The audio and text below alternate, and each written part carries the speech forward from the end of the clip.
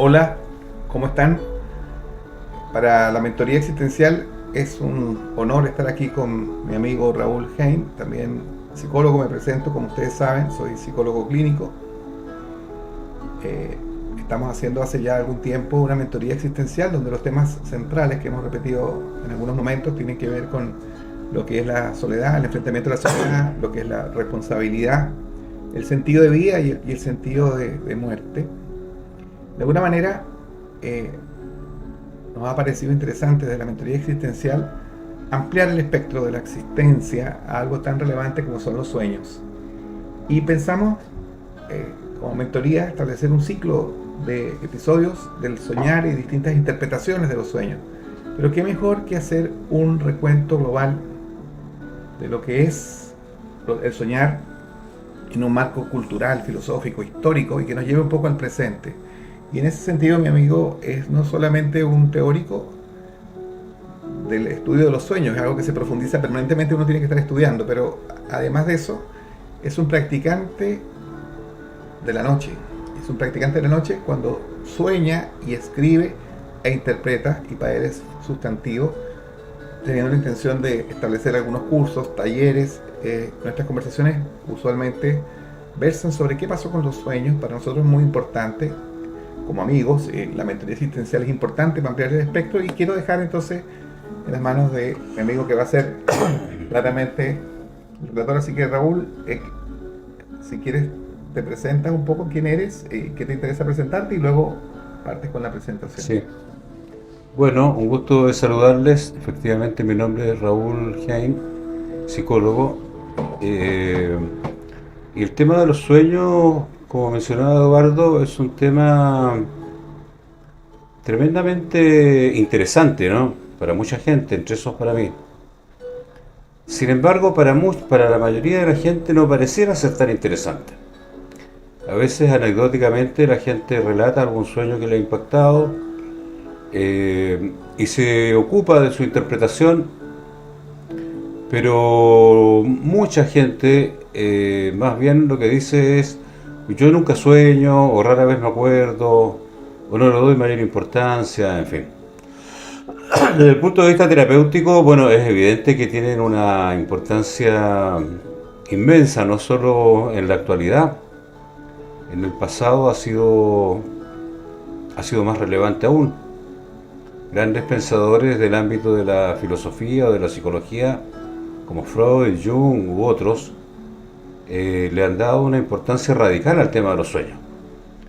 Como si desde ese mundo de los sueños viniera hacia nosotros cada noche un mensaje que tiene que ver con la existencia, tomando un poco el hilo que planteaba Eduardo, que tiene que ver con la vida, que tiene que ver con la muerte, que tiene que ver con lo cotidiano. No solo que nos venga a hablar de cosas abstractas, sino que nos viene a hablar de aquello que en lo cotidiano nos ocupa o nos preocupa, y me atrevo a decir que siempre trae un mensaje que tiene que ver con la sanación, que tiene que ver con la profundización de quiénes somos, que tiene que ver con una suerte de guía existencial para el tránsito de nuestro camino. De modo que yo me sitúo allí, ¿no? Me sitúo como un terapeuta y también como un practicante del análisis de mis sueños. Y siento que me han acompañado de un modo maravilloso hasta el día de hoy. Eh, Me inscribo en la idea de que ojalá mucha gente pudiera poner atención a sus sueños, como se hacía antaño, ¿no? Podemos revisar eso más en detalle, como el ser humano antiguo, digamos, el hombre y la mujer antiguos, prestaban mucha atención a sus sueños. Todavía hay comunidades que en lo cotidiano prestan individual y colectivamente atención a sus sueños. Y ese soñar se vuelve una guía individual y social para el desarrollo de esas colectividades. Ahora estamos en una suerte de ensoñación, así que puedes partir con la Bueno, presentación. quizás remontarse un poquito a los griegos, ¿no? Los griegos tenían una interpretación bien interesante de la relación de sus divinidades con los sueños, ¿no? Al amparo de la diosa Nix, la diosa de la noche, aparecían sus dos hijos, ¿no? Uno era Tánatos y el otro Hipnos. Y en la tradición griega aparecía también el hermano, otro hermano de Hipnos, que era Morfeo, ¿no? En la tradición romana, Morfeo pasa a ser el hijo de Hipnos, pero para el caso ese detalle no tiene mayor importancia. El hecho es que estos eran los actores divinos, digamos, del mundo al cual vamos cada noche. Y el caso de Hipnos, bueno, él era el dios del soñar, ¿no? Y Tánatos su hermano, porque cuando vamos al sueño, no es que cuando vamos al dormir, digamos, no es que todo el tiempo estemos soñando. Soñamos como 5 ciclos durante la noche, que son los llamados sueños REM. Se caracterizan por el movimiento rápido de los ojos. Y en aquellos episodios es cuando soñamos, ¿no? Las primeras etapas REM son más bien breves, 5 o 10 minutos, se ha analizado a través de los electroencefalogramas.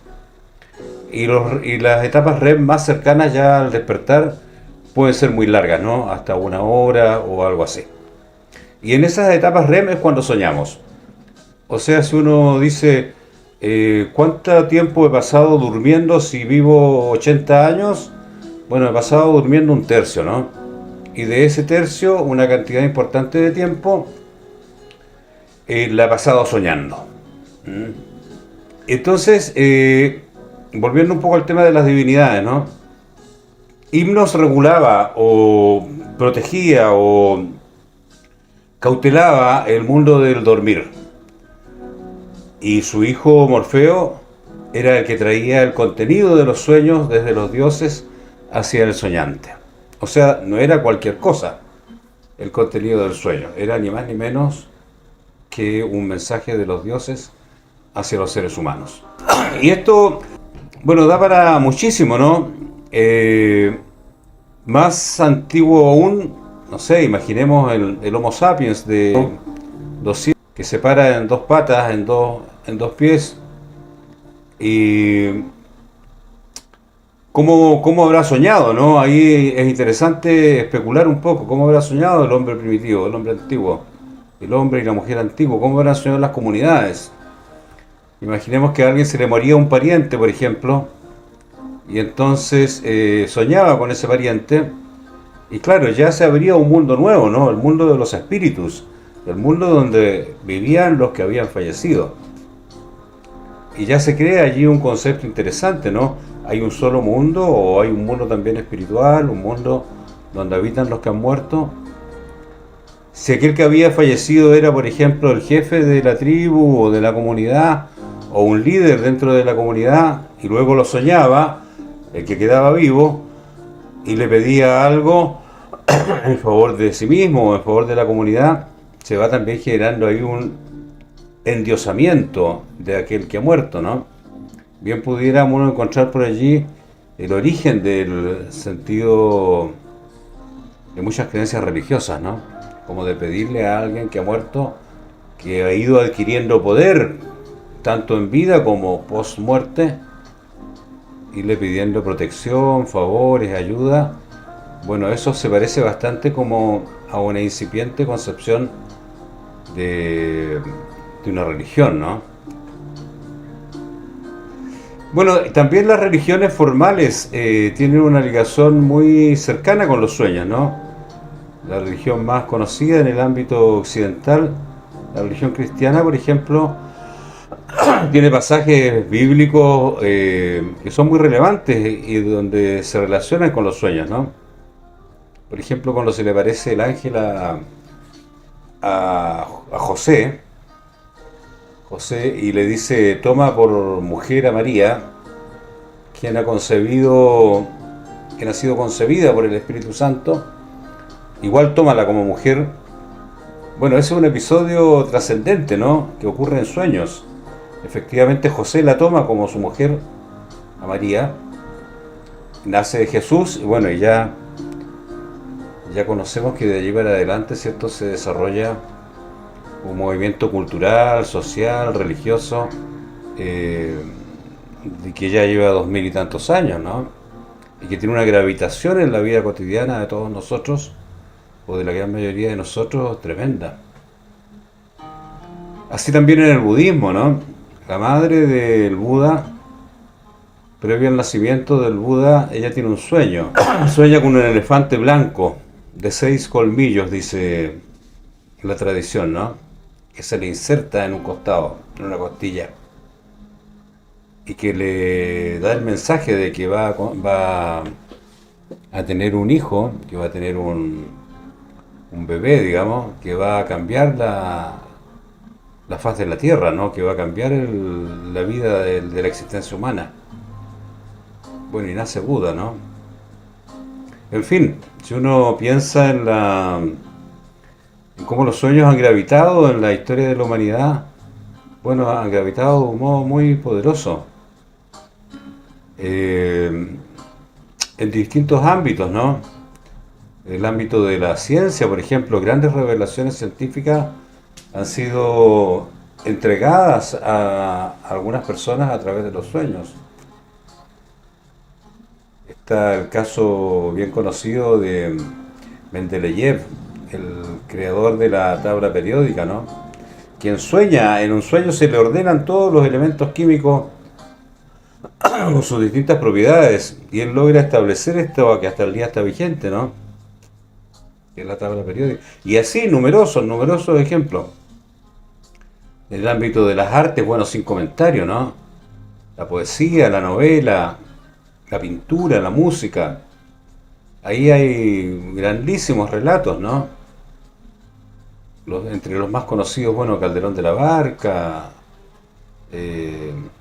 Cervantes, con muchos pasajes del Quijote le fueron revelados en sueños.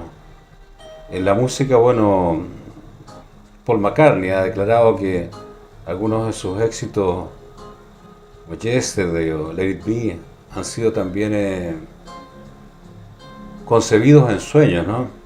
Se los han contado en sueños. Las pinturas, bueno, muchísimos ejemplos, ¿no? Dalí tiene muchísimos ejemplos. En general, toda esta corriente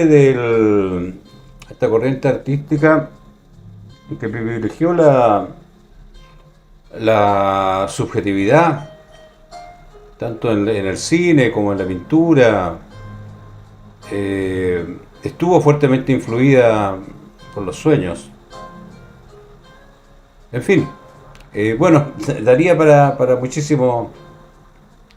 Bueno, de ahí tú dices, Calderón de la Barca, cuando él habla de la vida es un sueño, refiere tal vez a un trabajo que él mismo hacía con su persona.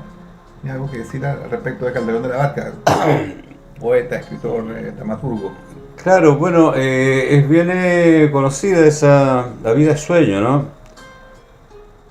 Donde él lo que plantea en el fondo es que es más real, si la vida en vigilia, como la estamos experimentando en este instante, o en la existencia onírica, ¿ah? O cómo incluso esta vida en vigilia puede interpretarse como un sueño. Es interesante lo que dice Raúl, porque también en los tibetanos, que veremos más adelante, interpretan de esa manera la vida. Todo es un soñar para ellos. Soñamos. ¿Qué es la diferencia? La diferencia es nuestra, en lo que aparentemente es la conciencia. Sigue el relato, que está muy interesante. Claro, en el caso de la filosofía hindú, este concepto de maya, ¿no? De ilusión, como que nuestro estado de conciencia en vigilia es también una ilusión, ¿no? Que el verdadero ser es como el escenario, el trasfondo en el cual esta vida en vigilia se desarrolla. Es interesante, el concepto de sueño en realidad, bueno, tiene múltiples. Es posible acercarse a él desde diversas miradas, ¿no? Desde lo espiritual, religioso. Nos ha hablado, el sueño nos ha hablado o nos ha mostrado a través de su lenguaje simbólico muchísimas muchísimas cosas que van abriendo el mundo del ser humano, ¿no? Es por lo que tú estás diciendo hasta el momento de toda la historia de los dioses, a la historia de la interpretación de sueños, es como una suerte de guía de la vida. O sea, como algo que hay que estar escuchando, es así. Claro, claro. Desde el mundo de la psicología, bueno, suele decirse que el mensaje de los sueños proviene de lo que llamamos el inconsciente, ¿no? Que es un concepto acuñado por Freud, ampliado luego por Jung, pero que si uno se mete en un lenguaje cotidiano así, ¿y qué es el inconsciente? A ver, ¿qué es el inconsciente colectivo? Bueno, es ese reservorio de información infinita que tiene que ver con no solo con la historia del individuo en particular, o con la historia de su comunidad en particular, sino con la historia de la especie, con la historia de la vida incluso, ¿no? Recordemos que la especie humana es una especie bastante reciente en la existencia de lo que conocemos como planeta Tierra o como manifestaciones de vida, ¿no? Somos recién llegados como especie somos recién llegados. Pero entonces cuando se habla del inconsciente, de que el espacio del cual provienen los sueños, estamos hablando de un concepto de lo inconmensurable, ¿no? De la sabiduría total, de la historia, si se quiere, de la vida misma, ¿no? Estamos hablando, como dicen algunas tradiciones, del gran espíritu, del gran alma que anima la vida, ¿no? La vida no solo de los seres humanos, sino la vida en todas sus expresiones, vegetal, animal, mineral. Bueno, de allí provienen los sueños, ¿no? Hay una frase muy bonita de Marie-Louise von Franz, que es una discípula de Jung. No recuerdo exactamente la frase, pero ella señala algo así como: la energía que alimenta los sueños, bueno, es la misma energía que crea las flores, que crea las aves. De eso estamos hablando, ¿no? Es una visión taoísta, una visión de la divinidad, de la creencia, del todo. Es importante lo que dice esa discípula de Jung, Franz. Claro, de lo que en el fondo, si uno quisiera ponerlo en un lenguaje más habitual, podríamos decir que la energía que ha creado todo, Dios, digámoslo así, es también la energía que alimenta los sueños, ¿no? La sabiduría de toda la creación, la sabiduría de lo que crea una planta, una flor, es la misma energía, la misma sabiduría que nutre los sueños de los seres humanos. Una pregunta, se me ocurre por lo que estás señalando, ¿cómo saber? Es una pregunta compleja, y la contestaremos en el tiempo, pero ¿por qué podemos suponer que los sueños son siempre certeros? ¿Son siempre certeros o algunas veces certeros? No quisiera desviarme porque me parece que el hilo está bastante interesante lo que estás haciendo, pero el hecho de creer en los sueños implicaría que a lo mejor hay diversidades de sueños donde hay unos que son más importantes que otros. ¿Eso lo hacían en la antigüedad? Bueno, ¿por qué creer en los sueños? Yo creo que esa es una pregunta que es importante poder responderla lo más cabalmente posible, ¿no? Y solo se puede responder a partir de la experiencia, no a partir de que alguien lo diga o que uno pueda leerlo en un texto. ¿Por qué creer en los sueños? Voy a hablar de mi caso en particular, ¿no? ¿Por qué creo en los sueños como guías? Como guías en mi cotidianidad y en mi sensación más profunda, más existencial de este vivir, ¿no? Porque, por ejemplo, comparado con las ideas, que es aquello que habitualmente nos nutre, yo siento que las ideas pueden ser muy cambiantes. Lo que pensamos en un momento, en otra instancia de nuestra vida, deja de tener validez, incluso a veces muy rápidamente cambiamos de una idea a otra. Las emociones pueden tener también un sustento, igual que las ideas, pero también en algún momento nos hacemos, yo creo, legítimamente la pregunta: ¿esto que estoy pensando es lo correcto? ¿Esto que estoy sintiendo es lo adecuado? ¿O por qué hay un sentimiento, una emoción o un pensamiento que incluso son contradictorios entre sí, en fin?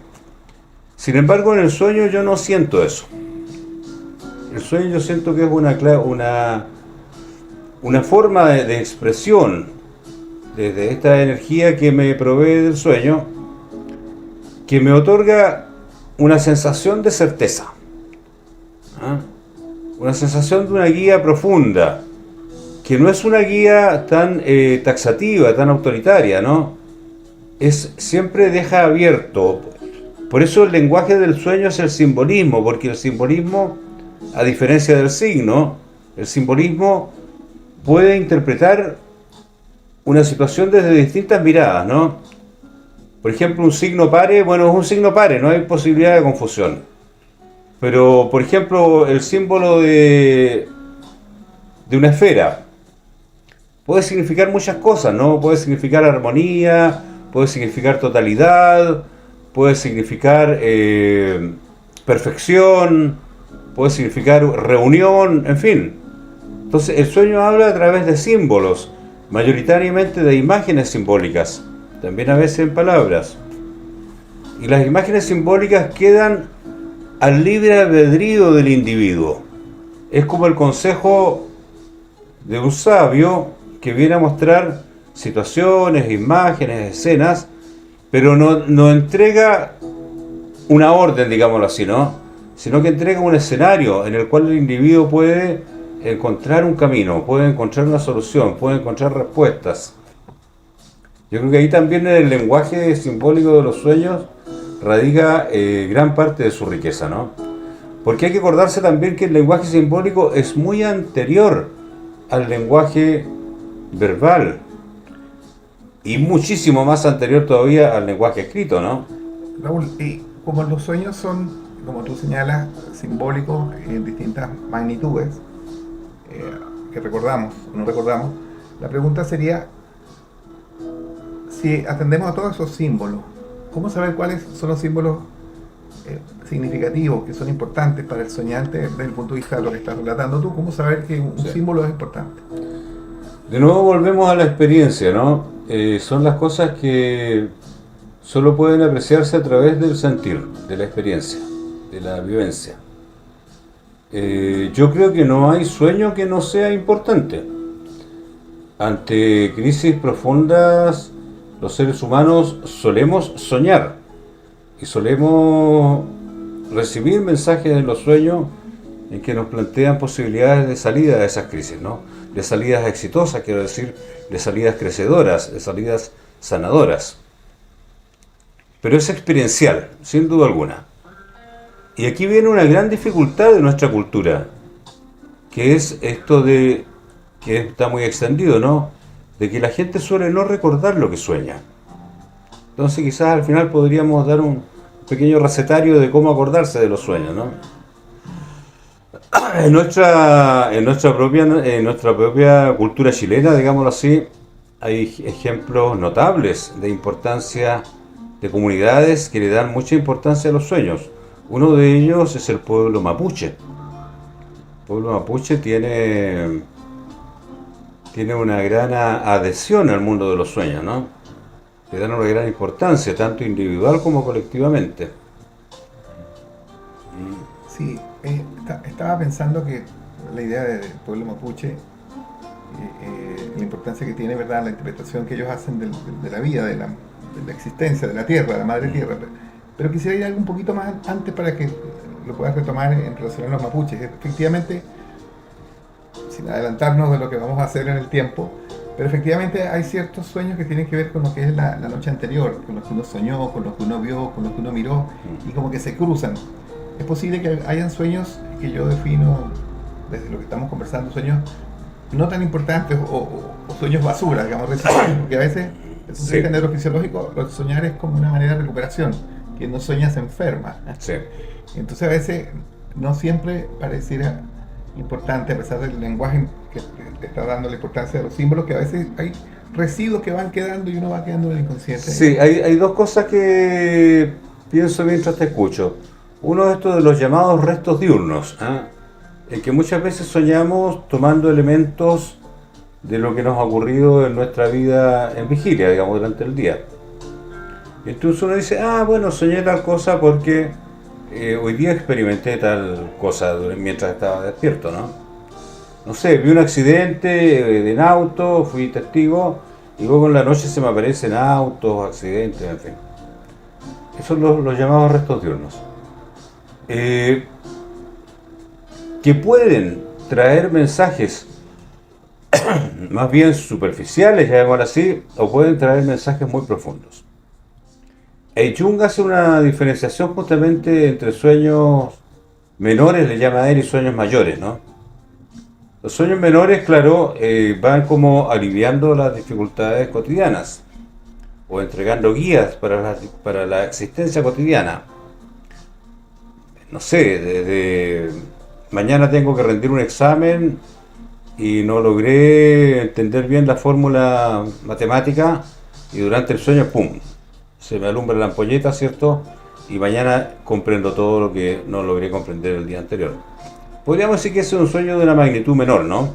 Tiene que ver con la confrontación con un desafío académico importante, ¿cierto? Pero en una magnitud, en esa magnitud, digamos. Y después hay otros sueños que, bueno, que son los llamados mayores, digamos, que son sueños que tienen que ver plenamente con la existencia, ¿no? Y en esos también los ligados a la cercanía con la muerte. La gente que está en proximidades de la muerte suele ser acompañada por sueños que le van hablando de este proceso tan trascendente que todos vamos a vivir. Sí, yo quisiera no desviar algo tan importante como lo que estabas señalando de la cultura mapuche, la relevancia que tiene para ellos los sueños. Y si bien hice un pequeño punto de inflexión que nos sirvió para aclarar los sueños menores o mayores, como estás hablando de Jung, pero ¿pudieras aportar algo más sobre los mapuches? Yo entiendo que hay una mujer, Sonia Montesinos, que habla del tema de los sueños mapuche, pero ¿cómo?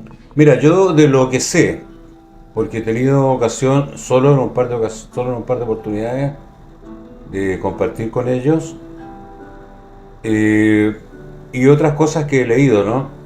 Pero dentro de las comunidades mapuches hay una persona, digamos, que le llaman el Peumafe. Peuma es sueño. Y que es quien sueña en beneficio de su comunidad, pero también quien interpreta sueños significativos de personas que pertenecen a la comunidad. Por otro lado, sé que en ceremonias tan trascendentes como los guillatunes, por ejemplo, también cuando los jefes de las comunidades intercambian sus impresiones, también intercambian sus experiencias oníricas, porque tienen la certeza que en esas experiencias oníricas vienen mensajes que favorecen el desarrollo de sus comunidades.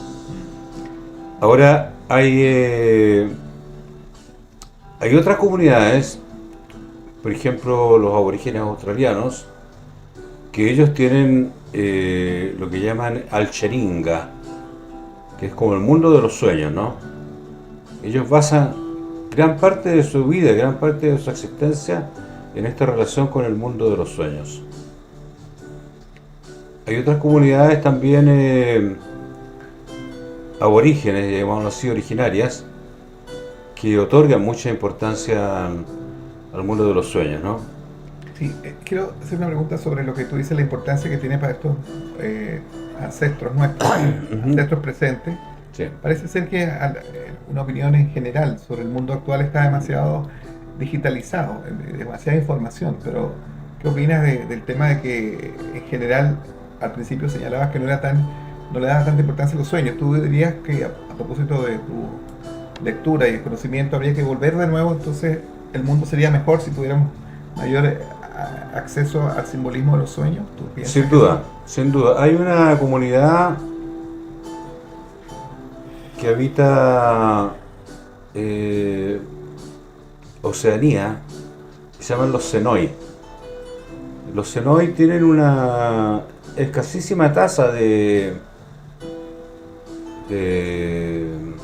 delincuentes, ¿no?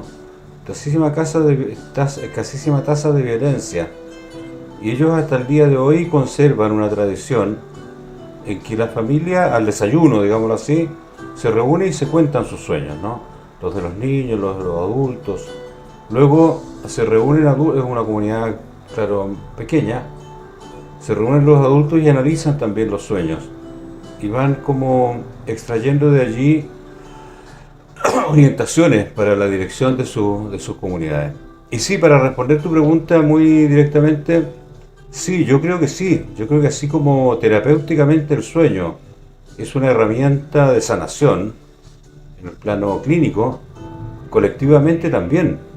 Colectivamente, si aprendiéramos más de los sueños, si prestáramos más atención a los sueños, ciertamente estaríamos mucho más en contacto con el mundo profundo de la existencia humana, ¿no? Pareciera ser que hoy día el desarrollo de esta forma de sociedad en las que vivimos nos alejan de eso, ¿no? Es un poco como que lo sagrado estuviese perdido en una diversidad digamos, de interpretaciones, como que estamos demasiado en lo cotidiano, en lo digital, y nos hemos alejado de lo simbólico. Probablemente volver a estas raíces es la importancia de lo que ha estado relatando Raúl, en cómo podemos resignificarnos a nosotros como seres soñantes, y tomar algo, lo que tú decías, bueno, de los Zenoi, o del caso de los tibetanos, o los Calderón de la Barca. La vida es un sueño, los sueños, y sueños son, y si la vida es un sueño, entonces podemos interpretar estos sueños no como una verdad absoluta, es decir, lo que yo tengo como argumento es mi argumento, y es mi sueño, hasta que encontremos cuál es el sueño común. En este momento que estamos en tanto conflicto, con tanta dicotomía en toda Latinoamérica, a nivel mundial, parece ser que hay un constante conflicto. El tema de la crisis climática, donde hay gente que cree, gente que no cree, pero al final la Tierra nos da un mensaje simbólico a través de esto, ¿verdad? Que parece que se está destruyendo. Sí, yo creo que hoy día, como tú bien señalas, el cambio climático y también esta carrera armamentista infinita de las grandes naciones, bueno, son los dos grandes potenciales que amenazan la existencia humana, ¿no? Esto no lo digo yo, lo dicen decenas de analistas que miran lo que está pasando, ¿no? Hacia dónde va la humanidad. Ahora, a la vida en su conjunto, los seres humanos, bueno, no sé qué tanto le importaremos, porque en realidad, como decíamos al comienzo, somos recién llegados, ¿no? Y pareciera ser que hasta el día de hoy no lo hemos hecho bien. Entonces, cuando grandes pensadores como Freud o como Jung o tantos otros, ¿no?, hablan esto de reconciliar lo inconsciente con lo consciente como una forma de sanación individual y colectiva, bueno, ciertamente mi apuesta es esa, ¿no? Mi apuesta como ser humano y como psicólogo es esa. Poder reconciliar las fuerzas del inconsciente con las fuerzas de lo consciente, indudablemente. Y eso está, pero archidemostrado en el ámbito terapéutico, que se produce una sanación. Me gustaría preguntarte, con lo que tú estás diciendo sobre esta sanación, y un poco bajando que resonó lo que hablabas de los Zenoi, y también en realidad toda la presentación, pero ¿qué sugerencia práctica le darías a alguien que quiera meterse en los sueños? Evidentemente hay gente que trabaja los sueños, sí, pero ¿cuál dirías tú que sería una manera de enfocarse en ellos? Y puedes contarnos algo de tu experiencia personal, pero por un lado algo general y algo de tu experiencia, que en sentido los sueños para ti han tenido algún cambio o algo que te han desviado. Sí.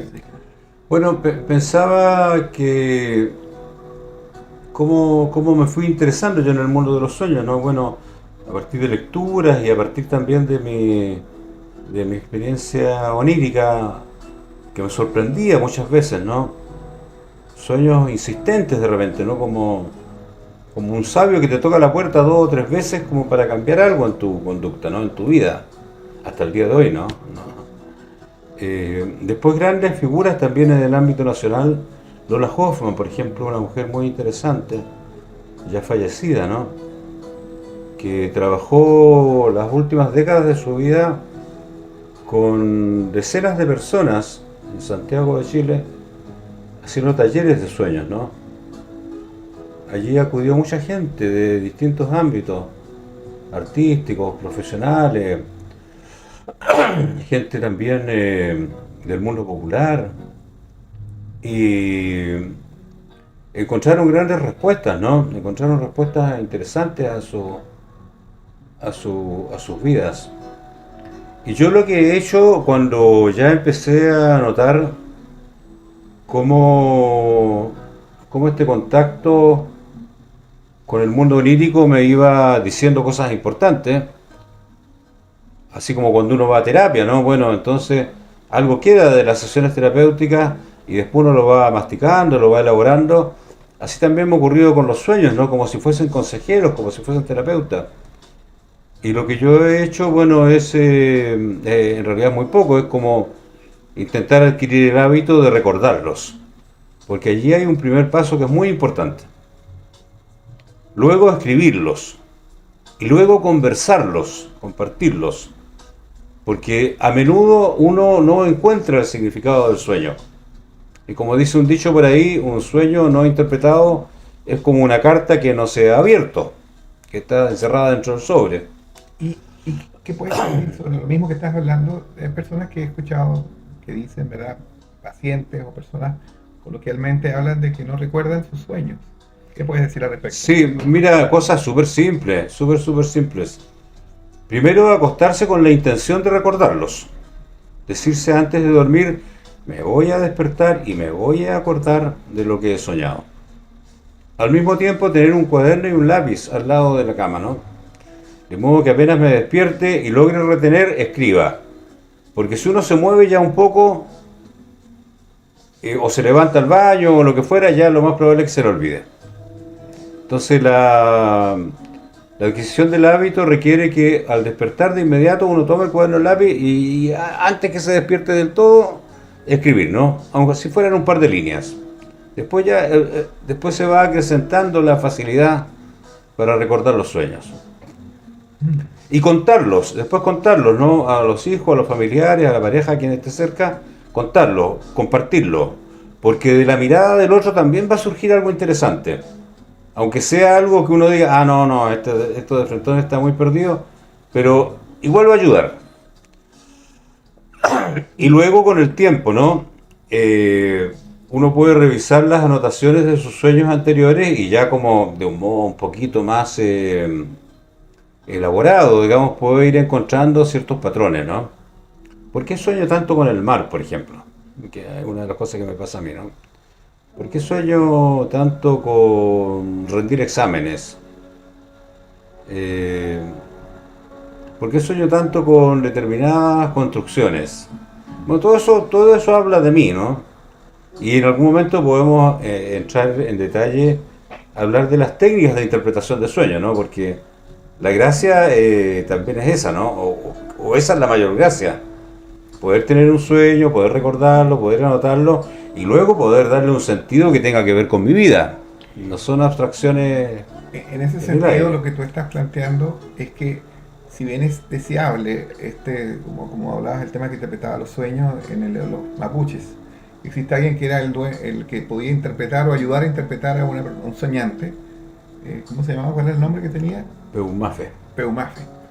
Bueno, también lo que yo entiendo, por lo que puedo corregir de lo que tú dices, es que uno es el experto en los sueños y por lo tanto es importante lo que uno interpreta.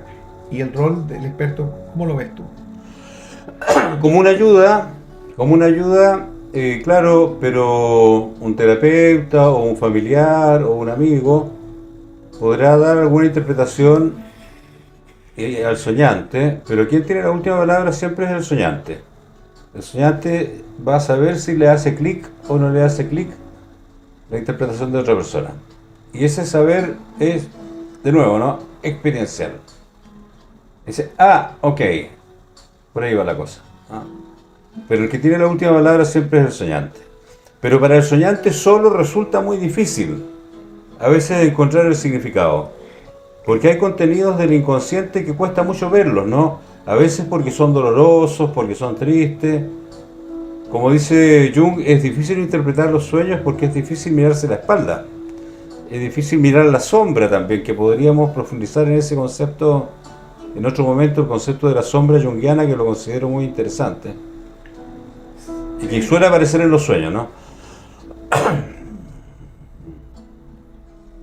Bueno, yo creo que Hasta el momento ha sido una hermosa presentación, al menos así lo veo, ha sido bien interesante lo que nos estás planteando. Sí, Se dan bueno, cuenta tengo que la sensación de que esta conversación picoteamos un poco por todos lados, ¿no?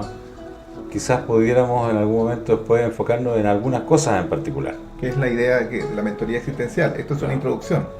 Estamos hablando de una introducción al mundo de los sueños. Y tú nos has dado una visión Exacto. global que va desde lo místico, divino, de las distintas culturas, mitología. Y nos ha llevado después de la mitología el crecimiento de los seres humanos. Eh, yo siento, Raúl, que ha sido muy interesante y he visto que como términos generales eh, ha tenido para mí un hilo conductor. A lo mejor estás acostumbrado a que esto puede ser aparentemente disperso, pero entiendo que hemos podido soñar. Hemos podido presentar esto desde la mentoría existencial y agradezco, te agradezco, Raúl, claramente. No, Pero solo decir que hubo un agrado esta charla, es tremendamente entretenido.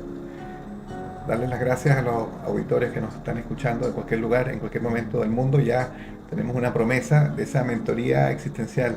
Como dice Fritz Perls en un libro famoso de su experiencia, se llama Sueños y Existencia. La existencia y el sueño están absolutamente imbricados. Quisieras despedirte también, Raúl, o decir algo para cerrar y con eso dejaríamos esta pequeña sí. introducción. No, muy brevemente, agradecer ciertamente a quien pueda escuchar esto y las cosas que conversamos, las cosas que transmito son cosas sentidas,